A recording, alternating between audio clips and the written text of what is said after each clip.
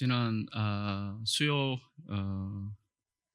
모임 설교에서 저는 요한계시록에서 일곱 교회에게 하신 말씀을 중심으로 특별히 칭찬과 책망에 대한 일곱 교회에 하신 말씀을 조금 더 중심으로 해서 함께 말씀을 나누어 드렸습니다. 그래서 저희가 듣기로는 이제 칭찬이 책망보다 훨씬 더 우리들의 신앙에 유익이 되고, 또 내 신앙의 현주소가 칭찬이었으면 좋겠다, 이런 바람을 가지고 있어서 그런지 칭찬받는 교회에 좀 더 관심을 두게 되고, 책망받는 교회는 좀 피했으면 좋겠고, 이런 마음도 있으면서 일곱 교회를 읽게 되었던 것은 아니었나, 이렇게 돌아보기도 됩니다. 하지만 설령 책망을 받더라도 하나님의 말씀을 여러분 들을 수 있다면, 그가 어떤 교회든 어떤 사람이든 누구든 돌이키고 이기는 사람의 삶을 살아가도록 하나님께서 은혜를 베풀어 주신다, 이렇게 받아들여야 한다고 저는 믿습니다. 또 칭찬을 받는 교회도 역시 여전히 하나님의 말씀을 들어야 하며, 동시에 칭찬을 받은 교회 또한 칭찬을 받았음이 이기는 삶을 자동적으로 보장한다, 이런 안일함을 경계하도록 칭찬받는 교회들에게 주시는 말씀 안에서도 동일하게 성령의 음성을 들어야 되고 이기는 삶을 살아야 되고 라는 말이 동일하게 들어있음을 통하여 자동적으로 보장되어진다는 안일함은 경계하도록 하는 그런 말씀으로 우리가 받아들여야 된다, 이렇게 말씀을 드렸습니다. 이 말은 다른 말로 하면 어느 교회든 어느 사람이든 언제나 동일하게 성령이 교회들에게 우리 각자에게 하시는 말씀을 들어야 한다라는 사실입니다. 우리는 책망을 받았느냐, 칭찬을 받았느냐라는 문제에 이제 머무를 수 있게 되는데, 그러지 말고 좀 더 나아가서 칭찬을 받아도 또 책망을 받아도 우리들에게 여전히 하나님의 말씀을 듣고 돌이킬 수 있는 기회를 주고 계시다라는 말씀으로 칭찬은 교만해지지 말고 더 하나님의 뜻을 겸손히 수행해서 함께 칭찬받는 사람들이 되도록 하는데 힘써야 되겠고, 책망을 받았을 때는 하나님께서 다시 내게 기회를 주시는구나 라는 마음으로 다시 하나님의 말씀을 겸손히 듣는 시간이 되도록 하고, 그래서 나에게도 여전히 이기는 삶의 기회를 주고 계시는구나, 좋으신 하나님의 이 은혜를 책망 가운데서도 우리들에게 주고 계시다라는 사실을 기억하면서 저와 여러분이 중요한 것이 바로 하나님의 말씀을 지금 듣고 있는가, 그래서 그 말씀으로 내가 서 있고 주님이 이기게 하시는 삶으로 나아가게 하고 계시는가에 대한 그 초점의 말씀을 이해하셔야 되겠다라고 말씀을 드린 거죠. 오늘 말씀은 요한계시록에서 일곱 교회를 향하여 하시는 하나님의 말씀에 이어지는 말씀입니다. 4장 1절을 우리가 다시 보겠습니다. 그 뒤에 내가 보니 하늘에 문이 하나 열려 있었습니다. 여기서 내가라는 말은 오늘 요한계시록을 기록하도록 하나님께서 사용하신 믿는 자들의 형제요 그리스도의 종이라고 소개한 저는 사도 요한이라고 생각합니다. 사도 요한입니다. 그 요한이 일곱 교회들에 하신 말씀을 듣고 아마도 기록한 뒤, 그리고 열려있는 하늘의 문을 보았다, 이렇게 얘기하고 있습니다. 그리고 곧 이어 이 요한에게 들려지는 음성이 나옵니다. 여기서 우리는 하늘에 열려있는 문과 들려지는 음성, 이 두 가지 사실을 발견할 수 있게 됩니다. 그리고 이 음성은 1장 10절로부터 보니까 기록된 일곱 교회들에게 말씀하셨던 바로 그 음성이었습니다. 그래서 우리는 이것이 하나님의 음성입니다라고 이해할 수 있습니다. 전에 들었던 그 음성이 지금 열린 하늘문을 통해 들려지고 있다, 이렇게 말씀하는 거죠. 그래서 사도 요한은 지금 하나님의 말씀을 음성으로 듣고 있지만, 오늘날 우리는 이 하나님의 말씀을, 이 음성을 기록된 성경을 통해 듣습니다. 그래서 지금 우리가 하나님의 말씀인 성경을 읽고 하나님의 말씀을 전하는 설교 말씀을 들을 때, 역시 그 말씀을 읽고 듣는 저와 여러분 역시 하늘에 문이 하나 열려 있어 그 열린 문을 통해 하나님의 은혜가 부어짐으로 일어나고 있다. 저와 여러분에게 말씀이 읽고 들려진다. 이렇게 이어지고 있는 사건으로 받아들여야 하겠습니다. 사실 세상 사람들은 하늘 문이 열려 있다, 이런 표현은 많이 쓰는 것 같지 않은 것 같아요. 이런 말을 잘 안 쓰는 것 같아요. 오히려 이런 말을 쓰는 것 같아요. 지옥 문이 열린다. 지옥 문이 열렸다. 이런 말을 제가 좀 들어봤던. 그래서 다시 한 번 더 이제 유튜브 검색창에 지옥 문이 열린다 이렇게 검색해 보니까 그 썸네일이라고 그러나요? 유튜브 제목에 이런 표현의 영상이 쭉 나옵니다. 지옥문이 열린다, 노년을 노리는 코인 다단계 듯, 이렇게 읽고, 2025년 지옥문이 열린다, 당선되면 지옥문이 열린다, 이런 지옥문이 막 열린다, 이런 얘기들을 많이 합니다. 그래서 이런 식으로 지옥문이 열린다는 뜻은 고통스럽고 혼란스러운 괴로움의 시간이 시작된 때 사람들은 지옥문이 열린다, 이런 표현을 쓰는 것 같습니다. 근데 하늘문이 열린다, 이런 말은 쓰지 않는 것 같다, 이런 생각을 또 해보게 됩니다. 그러나 하나님을 믿는 저와 여러분에게는 저와 여러분을 향해 하늘문이 열려 있습니다 라는 오늘 말씀이 우리들에게 분명하게 얘기해 주고 있습니다. 하나님의 말씀이 그래서 저와 여러분에게 들려진다는 것, 그리고 우리가 하나님의 말씀인 성경을 읽는다는 것, 그러니까 이것은 저와 여러분에게 오늘 말씀처럼 다시 강조하지만 하늘의 문이 내게 열려 있다는 뜻이다, 이렇게 생각하도록 말씀하고 있다는 거죠. 성경 여러 곳에서 성경은 이 하늘 문이 열린다는 것을 표현할 때에 우리들에게 주목하게 하는 동일한 그런 사건들을 기록하고 있습니다.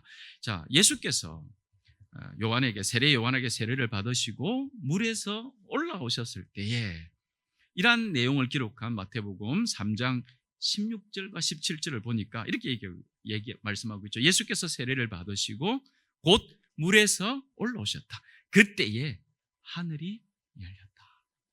그리고 하늘에서 소리가 나기를, 이렇게 얘기하고 있죠. 여기에서도 하늘 문이 열리는 것과 하나님의 음성이 들리는 것이 같이 기록되는 것입니다.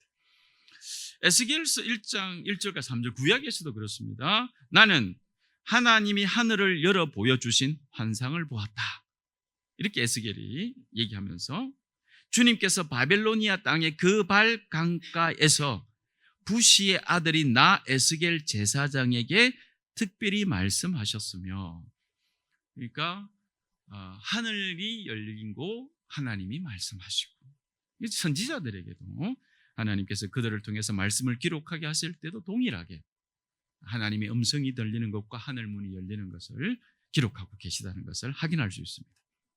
그래서 우리는 하늘이 열린 것과 하나님의 말씀이 들린 것이 동일하게 나타나고 있다는 것을 확인할 수 있다는 거죠.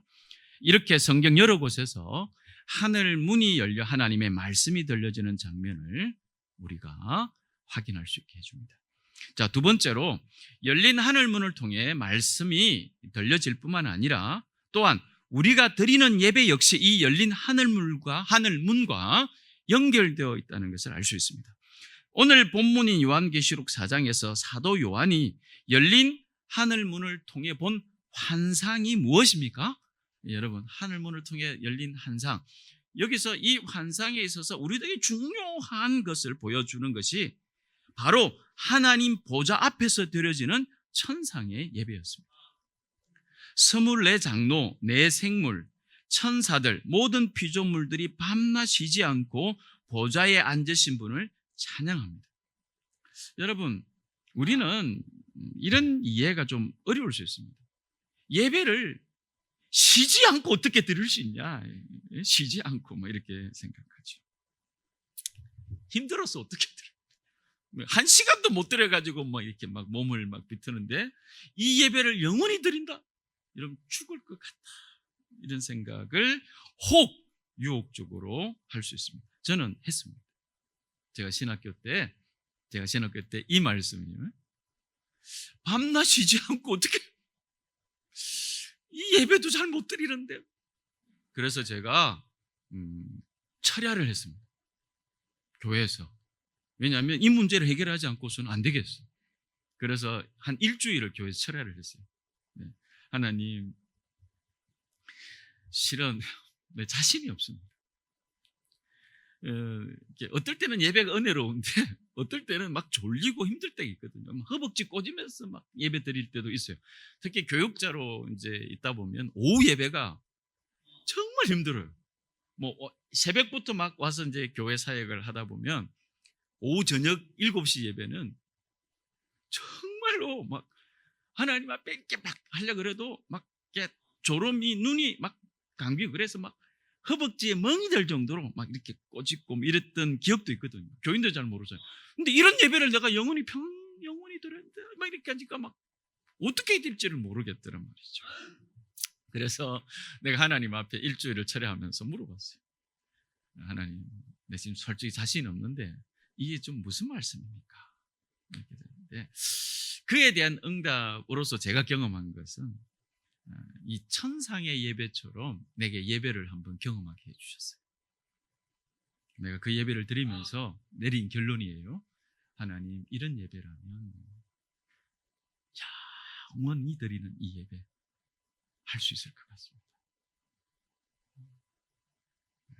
딱 3번 정도 경험해봤어요. 지금까지 3번 정도. 그래서 그 예배에 대한 경험이 오늘 말씀을 통해서 저한테는 예배 때마다 사모해지는 경험이 됐어요. 예배 때마다. 영원히 쉬지 않고 밤낮 보좌에 앉으신 분을 찬양하는 것이 여러분 얼마나 놀랍고 기쁘고 형언할 수 없는 감격인지 뭐 이런 부분들에 대해서 우리가 잘 알지 못하는 것 같아요. 그러나 그게 있다라는 사실을 가지고 이 예배를 우리들에게 보여주시고 계시다. 이렇게 말씀을 봐야 될 것 같아요. 자, 그래서 이 한성은 우리에게 하나님께 드리는 예배의 영광스러움과 예배의 실체를 명확하게 제시해주고 있는 거예요. 히브리서 10장 19절과 20절을 이렇게 말합니다. 그러므로 형제 자매 여러분, 우리는 예수의 피를 힘입어 담대하게 지성소로 들어가게 되었습니다. 예수께서는 휘장을 뚫고 우리에게 새로운 산길을 열어주셨습니다. 여기서 휘장은 성소와 지성소를 가로막는 그 막이었죠. 대제사장이 1년에 한 번밖에 들어갈 수 없는 그 커튼을 열고 한 번밖에 못 들어가죠. 잘못 들어가면 적사했던 것이었죠. 하나님의 거룩하심 때문에 그렇죠. 그 휘장이 찢어졌다는 거예요. 그래서 누구든지 예수의 피로 말미암아 그 휘장을 지나 하나님이 만나 주신다고 하신 곳으로 나아갈 수 있게 되었다라고 명확하게 성경은 우리들에게 열어주셨어요. 그래서 새롭고 산 길이라고 그래요. 새로운 산 길을 열어주셨다. 이렇게 얘기했어요. 예수께서 십자가에 달려 돌아가셨을 때에 지성소의 휘장이 찢어 둘로 갈라진 이 사건, 곧 예수 그리스도를 통해 우리는 하나님의 거룩하신 보좌 앞으로 나아가는 길이 열렸다는 거죠. 이것은 예수 그리스도를 통해 휘장이 둘로 갈라져 믿는 누구나 하나님께로 나아갈 수 있는 길이 열려진 것과 같이 하나님께로 나아가는 하늘의 문이 열렸다. 이 똑같이 봐야 된다는 거예요. 그러니까 하나님께로 휘장을 지나서 하나님께로 나아가는 이 새로운 산길은 우리들에게 오늘 본문의 말씀을 빗대어서 얘기하자면 하늘의 한 문이 열려있다. 이렇게 얘기하는 거예요. 새로운 산길을 통한 이 사람은 하늘의 그를 향해서 열려있는 하늘의 문을 보는 거예요. 이렇게 말씀합니다. 그 문이 뭘 보여주느냐? 첫 번째로 우리들에게 예배를 보여준다. 예배를 보여준다. 이렇게 말씀하고 있습니다. 여러분, 저와 여러분이 지금 이 땅에서 드려지는 예배가 고립된 어떤 땅에서만의 행위가 아니라 이 열린 하늘문을 통해 기억하셔야 됩니다. 천상의 예배에 이어지고 있다. 그러니까 땅에서만 예배가 있는 게 아니에요. 이 예배가 하나님이 받으시는 예배라고 우리에게 믿음을 주시는 이유는 우리가 드리는 이 예배에 열린 하늘문을 통해 천상의 예배로 이어지고 있다라는 말씀의 격려 때문에 그런 거예요. 말씀의 확신 때문에 그렇게 우리가 이 예배를 믿음 가운데 확신으로 드릴 수 있게 된 거죠. 만약 우리가 하나님과 단절된 채로 하나님과 관계없는 단순히 종교적인 어떤 행사로서 이 자리에 앉아 있다면 우리는 이게 아주 비극적인 거예요. 이게 천상의 예배로 이어지지 않는다는 거예요. 여러분, 그저 그냥 참관하는 거죠. 그러니까 지금 말씀은 이 열린 하늘문을 통해서 천상의 예배를 보는데 그 사람이 참관자가 아니에요. 성령께서 그를 끌어서 그곳으로 가시는 거예요. 그러니까 사도 요한이 천상의 예배를 구경으로 보는 게 아니에요. 성령께서 그를 들어서 예배를 드리게 하시는 것.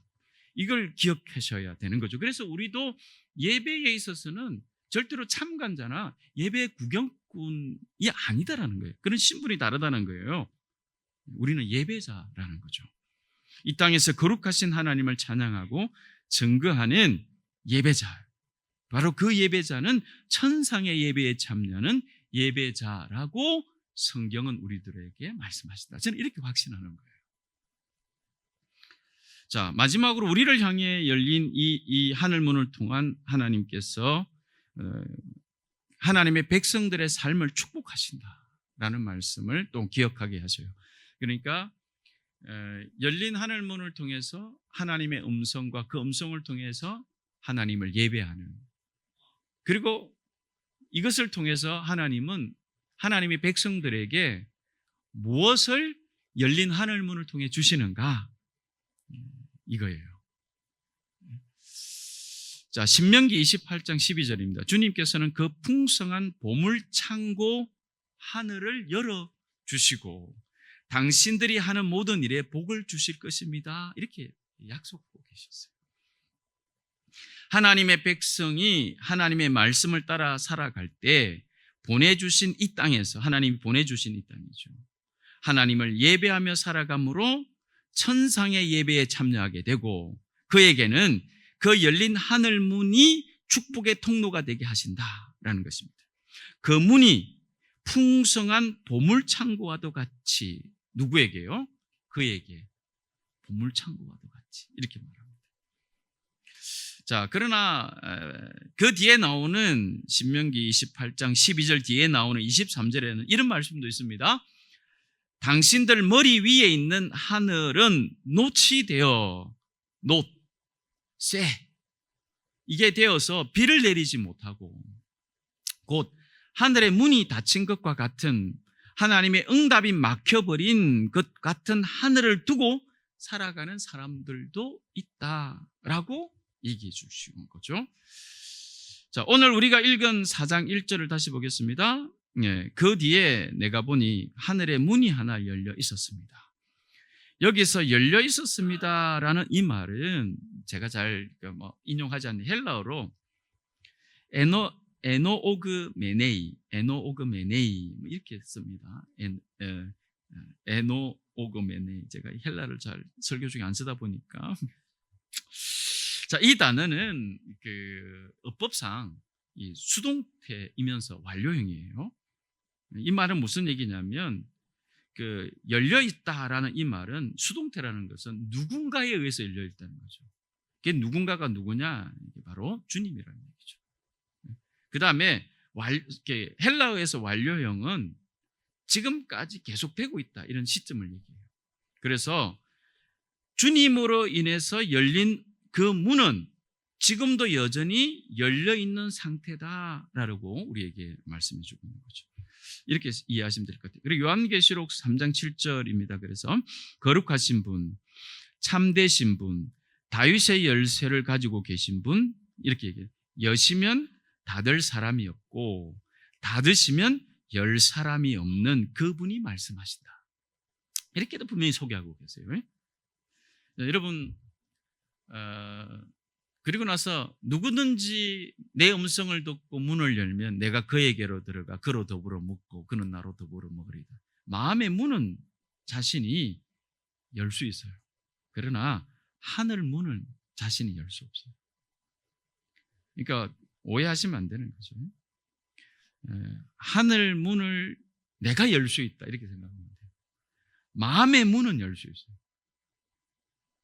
그러나 하늘의 문은 내가 열고 닫고 할 수 없다라는 거죠. 내가 마음의 문을 열고 주님을 모셔드리면 주님이 열어두신 하늘 문을 소유하게 살아간다. 이렇게 받아들여야 된다는 거죠. 즉 인간이 스스로 열 수 있는 문이 아니고 인간에 의해서 열렸다 닫혔다는 그런 유동적인 문이 아니라는 사실이죠. 하나님에 의해 이미 우리에게 열린 상태가 완료된 문이다라는 사실이죠. 여러분 오해하시면 안 돼요. 예배를 내가 하늘 문을 열 수 있는 것처럼 그게 아니고 열린 하늘 문을 향해 나가는 거예요. 그걸 오해하시면 안 된다라는 사실이에요. 자, 그렇다면 방금 전에 말씀드린 신명기 28장 23절에서 하나님의 응답이 막혀버린 녹과 같은 하늘을 두고 살아가는 사람들을 어떻게 이해해야 될까요? 말씀드린 대로 열린 하늘 문은 하나님께서 예수 그리스도를 통해 이미 열어놓으신 문입니다. 문제는 그 문이 닫히는 것이 아니라 사람이 그 열린 문을 믿음으로 말미암아 나아가서 그 문으로 들어가지 않는다면 그 문은 닫힌 것처럼 닫힌 하늘 아래 살아간다는 것이죠. 그러니까 요한은 열린 하늘 문을 보았고 우리는 그 문으로 들어갈 수 있도록 초청받은 사람들이다. 그러나 하나님을 인정하지 않고 불순종과 거절의 삶을 사는 사람은 하나님을 향해서 이러한 삶을 살게 될 때는 마치 이렇게 되는 거죠. 열린 문을 보고도 들어가지 않는 것이죠. 열린 문을 보고도 그 문을 믿지 않는 거예요. 그 문을 필요 없다고 얘기하는 거예요. 그래서 그런 사람에게는 하늘이 놋과 같이 되는 거예요. 놋과 같이 이렇게 되는 거죠. 누구는 열린 문 안으로 이렇게 들어가서 은혜의 보좌 앞에서 하나님 말씀을 듣고 예배합니다. 그러나 누군가는 열려있는 그 문 앞에 멈춰서 있거나 외면하고 돌아서게 됩니다.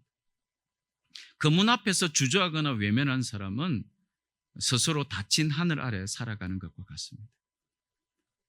반면에 이 열린 문으로 나아가는 믿음을 가지게 될 때, 다시 말해 예수님이 나를 위해 그 문을 여셨다는 것을 믿고 이 말씀 앞에 순종하게 될 때, 여러분 우리가 하는 기도, 우리가 드리는 예배, 우리가 읽고 듣는 말씀, 이 말씀은 전부 그 열린 문 안으로 들어가는 믿음의 행동이라고 말씀하는 거죠. 그래서 이 하나님이 열어두신 열린 문으로는 세상의 것을 가지고 들어가지 못한다. 그것으로는 이 문을 통과할 수 없다. 이런 얘기도 여러분 적용할 수 있겠습니다. 하늘 문이 열려있는 사람, 곧 하나님의 백성들은 이 땅에서 드려지는 예배를 통해 천상의 예배에 참여하는 사람들이라는 것을 여러분 다시 한번 기억하시면서 저와 여러분들에게 다시 한번 더 물어봅니다. 열린 하늘 문 아래 살아가는 저와 여러분은 지금 그래서 어떤 삶이 펼쳐지고 있습니까? 하늘 문이 열려 있는 사람답게 살아가고 있습니까? 뭐 절대적이라고는 할 수 없지만, 그래서 이런 하늘 문이 펼쳐져 있는 사람의 삶에 대하여 우리를 돌아볼 수 있는 질문 몇 가지를 던져봅니다. 첫 번째, 나는 하루의 시작을 기도로 여는가? 왜 하늘 문이 열려 있는데 왜 기도 안 합니까? 두 번째, 나는 중요한 선택 앞에서 하나님의 뜻을 먼저 구하고 있는가? 세 번째, 나는 예배를 하늘의 보좌 앞에서 드리는 실제로 여기며 드리고 있는가? 네 번째, 나는 말씀을 읽고 그것을 실제 내 삶에 적용하고 있는가? 왜냐하면 하나님의 말씀이기 때문에. 다섯 번째, 나는 고난 중에도 하늘은 열려 있다라는 반응을 할 수 있는가? 이 질문에 저와 여러분이 다 예라고 대답할 수 있으면 좋겠습니다.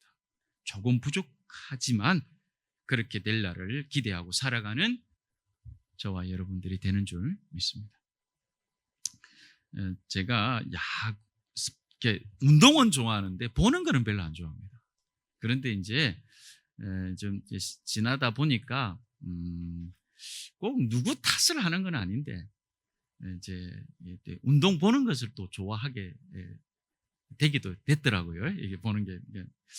그래서 이제 저는 이제 야구를, 요즘 야구 시즌이지 않습니까? 그래서 가끔 이제 야구를 이제 보게 되는데, 어느 날 이 해설위원이 하는 멘트가 굉장히 기억에 좀 많이 남았게 됐는데요.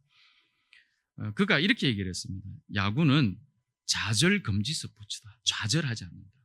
좌절 금지 스포츠다. 야구는 누가 더 좌절하지 않고 다시 시작하는 걸 잘하느냐에 따라서 톱 타자가 된다. 이런 얘기를 하더라고요. 그러면서 계속 이렇게 설명했습니다.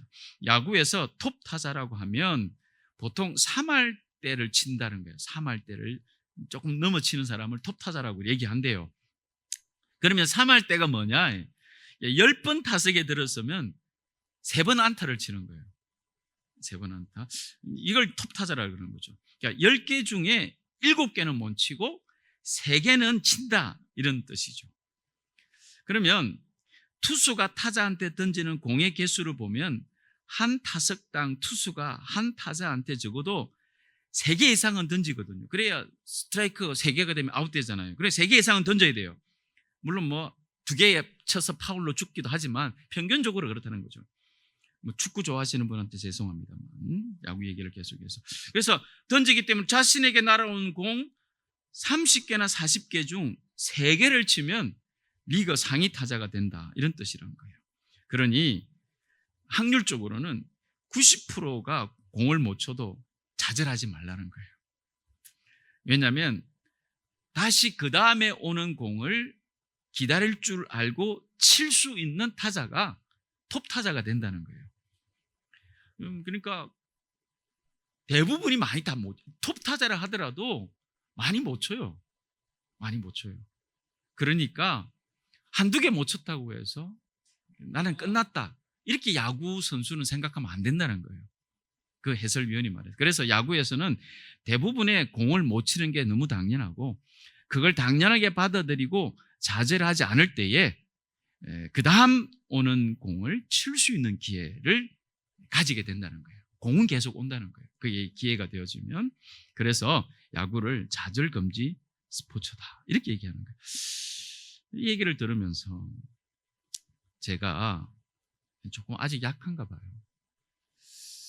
저도 작은 것 때문에 의기소침해질 때가 많아요. 작은 것들 때문에 의기소침해질 때가 많아요. 다른 사람들은 잘 눈치를 못 채지만 좀 의기소침해질 때가 좀 있는 것 같아요.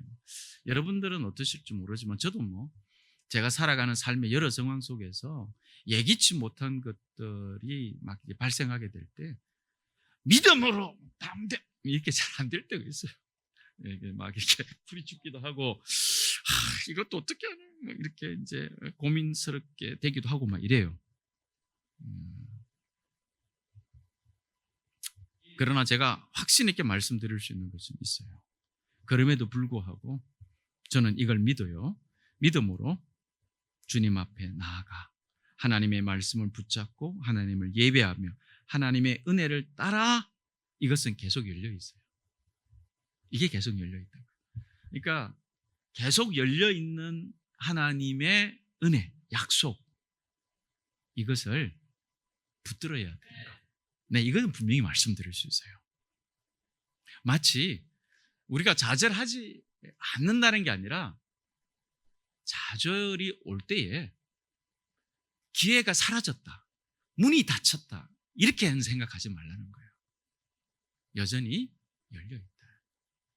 다음 공이 온다 라는 것으로 다시 주님을 바라보게 될 때 의기소침해지는 것에서부터 회복하고 뭐라고 얘기할 수 있어요?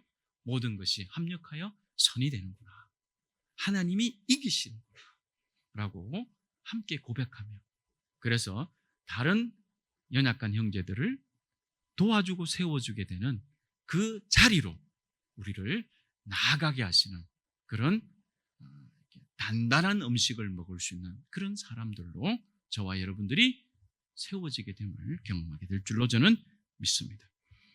우리의 신앙을 그렇게 다시 한 번 더 정립하고 하나님께서 기뻐하시는 저와 여러분임을 믿고 한 주간을 승리하시는 저와 여러분 되실 줄 믿습니다.